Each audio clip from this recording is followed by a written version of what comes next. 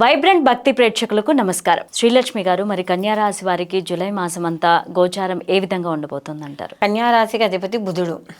కన్యారాశిలోకి మనకి ఉత్తర 2, 3, 4 పాదాలు, హస్త 1, 2, 3, 4 పాదాలు, చిత్త 1, 2 పాదాలు మనకి ఈ యొక్క కన్యారాశిలోకి వస్తాయి. రాశ్యాధిపతి అయిన బుధుడు మనకి వ్యయ స్థానంలోకి సంచారం చేయడం, అందులో వీళ్ళకి రవి అంటే వ్యయాధిపతి అయిన రవి వీళ్ళకి దశమంలోంచి లాభంలోకి సంచారం చేయడం.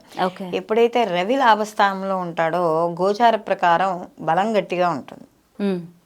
అయితే ఇక్కడ మరి షష్టమ స్థానంలో ఉన్న షష్టమాధిపతి అయిన శని వక్రీకరించి పంచమ స్థానాన్ని చూస్తున్నా కూడా రవి బలంగా ఉన్నాడు కాబట్టి కొంత స్థితిని తట్టుకోవడం అనేది జరుగుతుంది.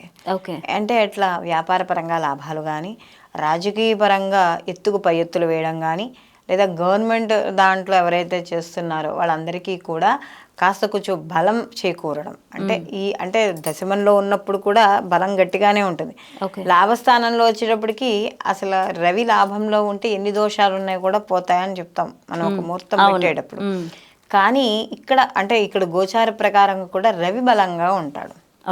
ఇబ్బంది ఏమీ లేదు. సో ఎప్పుడైతే రవి బలంగా ఉంటాడో వీళ్ళకి అనుకూలమైన ఫలితాలు గోచరిస్తాయి.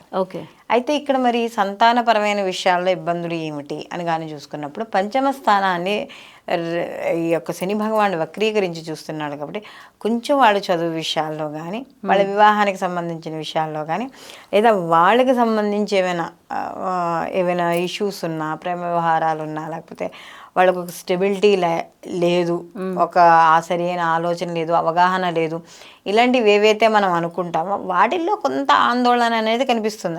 అంతేగాని ఇబ్బంది ఏమీ లేదు. అందులో ఇక్కడ ద్వితీయాధిపతి శుక్రుడు శుక్రుడు కదా, కాబట్టి ఆయన కూడా వచ్చి దశమ లాభస్థానాల్లో ఆయన సంచారం చేయడం అనేది జరుగుతుంది. కాబట్టి కంఫర్ట్ జోన్ కానీ, ఆర్థిక వ్యవహారాలు కానీ, లేదా ఏదైనా ఒక పని అనుకుంటే టక్మని చేసుకోవడం. అంటే ఇప్పుడు నేను ఈ పని చేయాలనుకున్నప్పుడు దానికి చుట్టూరానే వాళ్ళ ప్రణాళికలు సాగుతూ ఉంటాయి. ఎలా అయినా సరే ఆ పని పూర్తి చేయాలి, కంప్లీట్ చేయాలి అనే ఒక భావన అనేది ఉండి మొత్తానికి పనులు పూర్తి చేసుకోవడం అనేది జరుగుతుంది.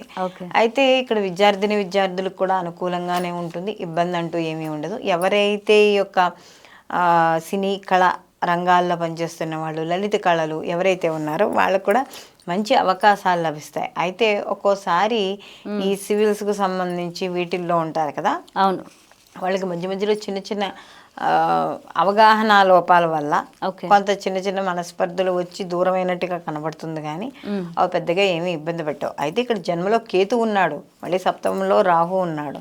సో ఈ రెండింటి వల్ల ఏమిటయ్యా అంటే కాస్త వ్యాపార పరంగా భాగస్వామి వ్యాపారం చేసేవాళ్ళు మాత్రం జాగ్రత్త వహించాలి. ఇన్వెస్ట్మెంట్ అంటే ఇప్పుడు ఎవరైనా భాగస్వామి వ్యాపారాల్లో పెట్టినప్పుడు మాత్రం పెట్టుబడులు జాగ్రత్తగా చూసుకోవాలి. ఎప్పటికప్పుడు వీళ్ళు తర్ఫీదు చేసుకుంటూ ఉండాలి.